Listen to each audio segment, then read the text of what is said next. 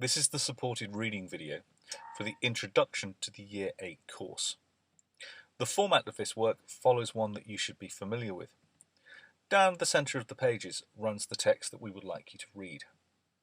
On the left-hand side, in the column here, we would like you to identify a title for each of the paragraphs.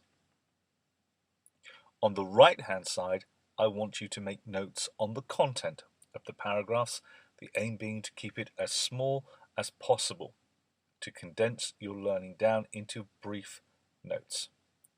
You are welcome to highlight the text as you go if this is your preferred way of working. Please pause this video if required and rewind in order that you make notes on the full set of pages. Welcome to Year 8 History. This year we will start our studies of history in the year 1602. This is not a date as famous as 1066, but it is the date that marks the end of the Tudor family's reign and the beginning of the reign of the Stuarts. We will finish the year in the battlefields of World War I. Your knowledge of chronology will tell you that 1602 is a long time ago, possibly too long ago for you to fully understand. One way to help you understand this huge amount of time is to think about it in terms of how many grannies ago this is. How far back would you have to go to find our great-great-great-grandmothers who were watching Charles I get beheaded, or may have seen Guy Fawkes smuggle gunpowder into the cellars beneath Parliament? You might want to try and work out the answer. It's only 14 grannies ago. The main theme of our first unit of study will be that of power in our country. Who has it? How do they use it? How is the nature of power changing? Last year you looked at how religion and power were both intertwined during the reign of the Tudors. The struggle to bring peace to the country and the impact of the struggle between the Catholics and Protestants.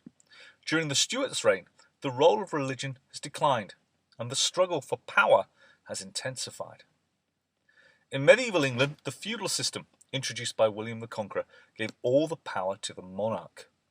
The poor actions of King John led to his barons challenging and reducing the powers of the monarchy through the signing of the Magna Carta in 1215.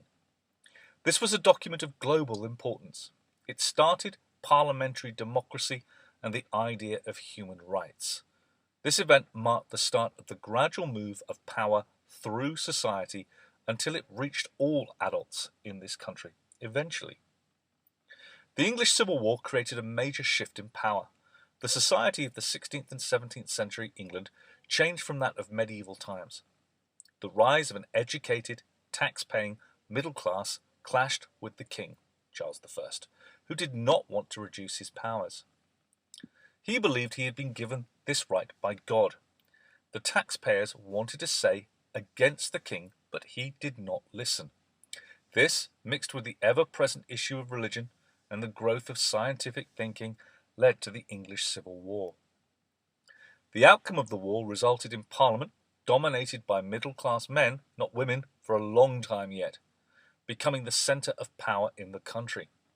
After a brief experiment with republicanism, where there was no king in this country, under Oliver Cromwell, the monarchy was restored, but the king reduced to the role of a constitutional monarch, a monarch with very few powers who reigns but does not rule. The restoration of the monarchy also saw the uniting of the British Isles with the 1707 Act of Union, linking Scotland and England. Wales was already linked to England, to form Great Britain. With the argument over power and who should rule finally ended, this new country focused on making money, using its natural resources, scientific developments, and people in a new phase of history called the Industrial Revolution. The replacement of people by machines, powered by coal, there is a lot of it under Britain, eventually changed the world in a process that has never stopped. But it happened here first and made Britain the workshop of the world. Every other country watched as Britain used her new wealth to build the largest empire the world has ever seen. The British Empire changed the world for both good and bad, and we still live with the consequences of it and the few tiny bits that are left. We will leave you to make up your own mind about its impact. Britain exported her language, laws, culture, and people to every corner of the world, mapping it as they went. Try and find a map of the world that doesn't have Britain at its centre. You may even see that lots of countries still have our Union Jack flag in their own, all consequences of the British Empire.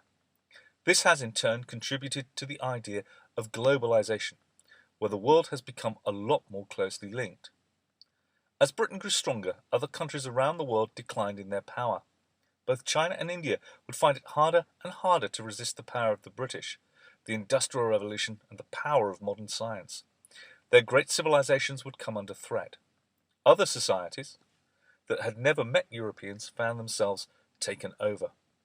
This included the Aborigines of Australia and the Maori of New Zealand.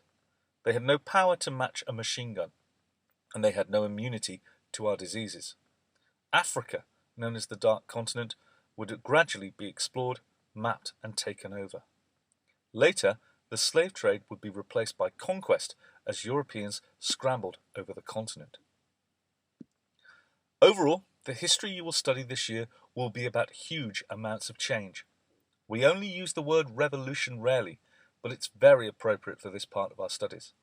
Your great-great-great-great-grandparents would have probably have lived in the rural countryside and worked the land for a living. Now you and 99% of Britain's population live in cities that most probably didn't even exist 200 years ago. The growth of these new cities, built around factories and sources of power located, grew rapidly, often leading to appalling living conditions, the like of which you only see in developing countries today. The process of turning these unhealthy, disease-ridden cities into the clean, organised places you live in today with sewers, clean water, roads, hospitals and schools is a gradual and ongoing one.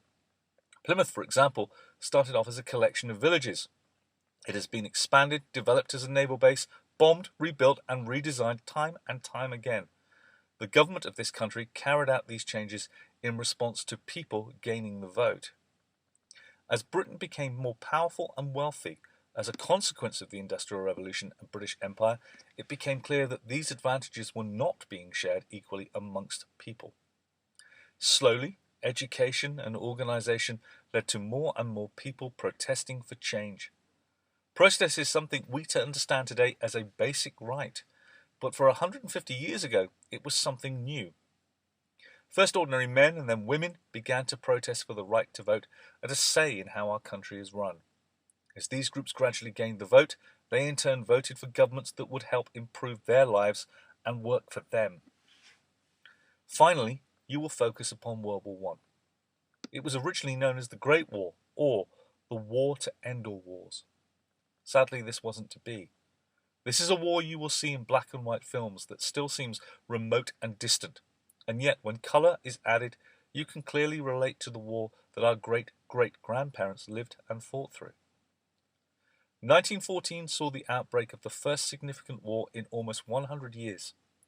During this time, British power and strength had kept the peace throughout the world.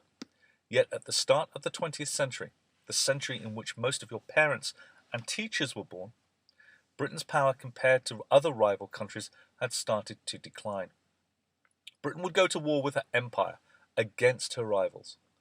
All the power of the Industrial Revolution was turned to warfare. A century that began with such optimism turned into one of warfare at a scale never before imagined. The consequence was the first total war, where the energy and resources of every living person in a country was turned to war. Millions of people would die of new injuries created by new weapons in appalling conditions, far away from the homes the war had plucked them from.